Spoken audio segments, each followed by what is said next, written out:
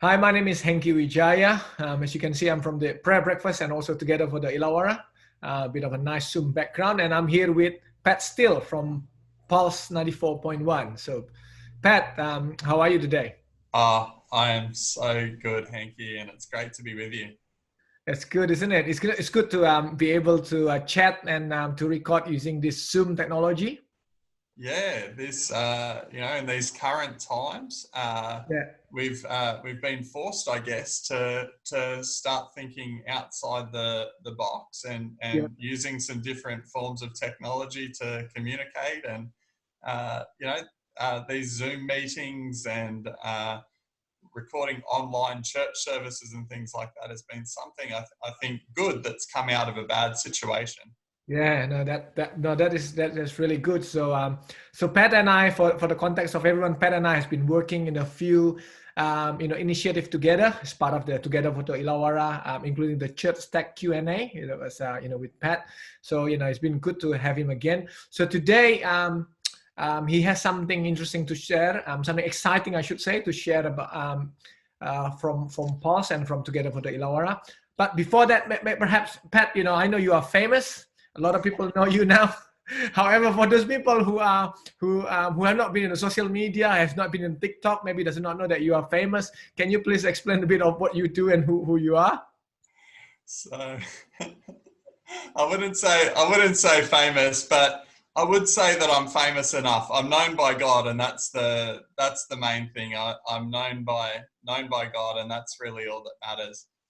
But my main job here is an announcer at Pulse 94.1, and I also do a bit of community engagement and some social media things as well. I'm part of I'm part of Hope Church in Helensburgh, and I do a few other things as well around the place. Recently, we've been sharing hope stories, and that's been another wonderful thing that's really come out of a bad situation is Yeah. people all around the world sharing their hope stories, and we've seen thousands of these hope stories shared and reaching millions of people. Even just on our Facebook page, we've got a reach of over 1 million people now, and we're aiming for 1 billion in the month of May, which is really exciting. No, that's exciting. Yeah, we did. We also shared that about the Hope story in our newsletter that we sent out today. So yeah, we are keep an eye on it, and we are praying about it, and we keep sharing about it. So Pat, so tell us today. You want to share about the exciting initiative in this month of May. Yeah, well, something absolutely incredible happened in the year 2000 in the month of May. And it was this event here called Harvest 2000. They had an evangelist from America come. His name's Greg Laurie. And this was a significant event in the history of the Illawarra. It went from the 25th to the 28th of May, as you can see there. And it was at Wollongong Entertainment Centre. And I've been doing some research on this event. As you can see, I've got some newspaper clippings from the time, uh, more newspaper clippings of different stories. And uh, Wow.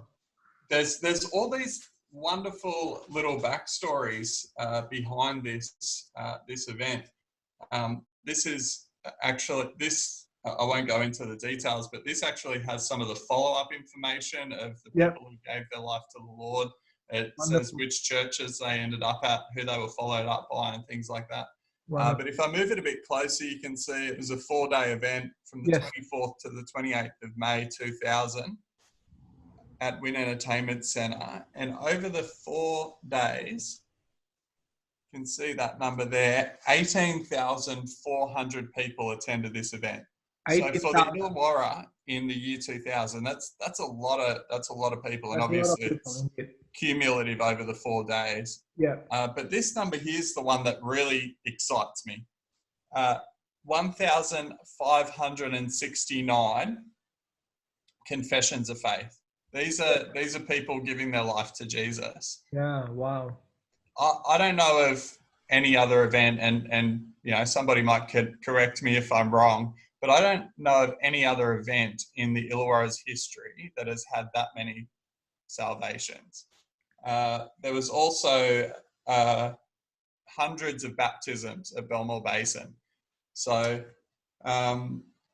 quite amazing. There's all these little backstories as well that I'm discovering as I research. There's so many wonderful testimonies, and these aren't numbers. That's the thing. When you look at numbers like this, it's you can get into the statistics and say, oh, it's 1,569. Yeah.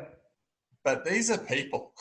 Correct. Yes. These are people whose lives and eternities were transformed forever during this event. And I'd love to just share one story of a good friend of mine, Robbie. He was addicted to drugs. He was searching. He was, caught up in some pretty bad stuff. And a friend of his had started to read some of the Bible to him, and he was like, oh, wow, that's really interesting. But as soon as he found out it was from the Bible, he was like, I don't want anything to do with that. But then his friend went to Harvest 2000 on the first night and said to Robbie, hey, like if you come to this event, they'll give you a free Bible. And so Robbie went to Harvest 2000 with the idea that, if he went to this event, he would get a free Bible. But what he got was so much more. That night he heard the gospel. He heard the gospel for the very first time, and he decided to give his life to Jesus. And he stood up. The response was to stand up if you want to give your life to Jesus. He did that. And he said in that moment when he stood up, his life changed forever. That moment that he decided to give his life to Jesus. And now Robbie is a pastor. He's married with 3 kids. Wow. He's a pastor of quite a large church up in Sydney, and he runs a ministry school. And this guy has led hundreds, maybe thousands of people to the Lord himself. So this 1569, it doesn't just stop there, because the fruit continues. Correct. Because each one of those people is where are they now? That's the question that I'm asking, is where are these 1,500 that is a good question. People now? That is a good question, Pat. No, that's a really wonderful story. So perhaps, to share a little bit of my part of the Harvest 2000. So I was a Christian, but I have no clue what's going on. So at that time, surprisingly, I was at the North Beach, and then I saw this baptism. And I got no clue what's going on, because I was like in part of a small church, and I'm not connecting to any of the churches. This is one of the disadvantages of not connecting with other people, not understand. I was there, but I wasn't there, kind of like that. And so I missed out. So I missed out on that wonderful opportunity that in the expression of a church unity in Harvest 2000. So Pat, so 25th of May. So is that next week? We will have the 20th anniversary of the Harvest 2000. Yeah, I know you have something exciting. You asked a question. Where are those people? And you actually want to get people to respond to that. Yeah, to share their stories. We're looking for these 1,569 people. Basically, we want to hear from them, and we want to hear, where are they now? What's their story from 20 years ago, and where are they, and what are they doing now? And so we've already got a few testimonies in. We've been putting the call out. Robbie's filmed his testimony. It's up on our Facebook page.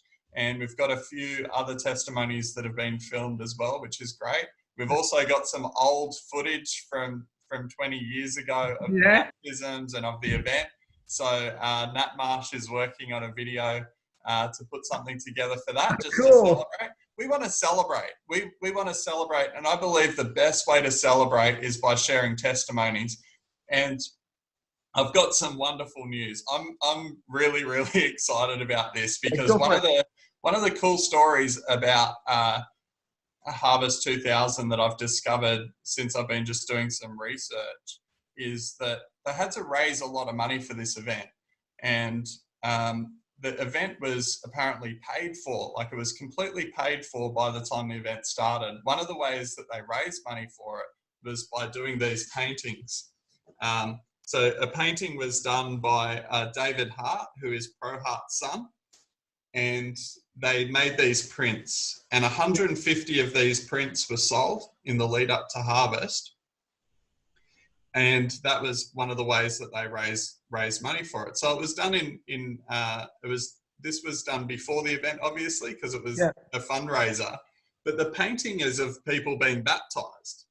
And the most wonderful thing about this, we've got this painting on the wall at Pulse 94.1, and I always thought it was a painting of the baptisms at Harvest 2000, but it wasn't until the other day that I heard the story that it was actually done in the lead up to Harvest 2000. And it's basically a prophetic artwork, because this, as you just shared, the baptisms did happen. There was hundreds of people baptized.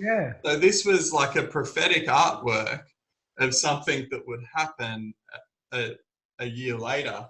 And what is even better, what is even more exciting, I was talking to the guy about the painting, and then he said, well, I've actually got some of these prints at home. They're wow. in the some the same print that been used for the fundraising.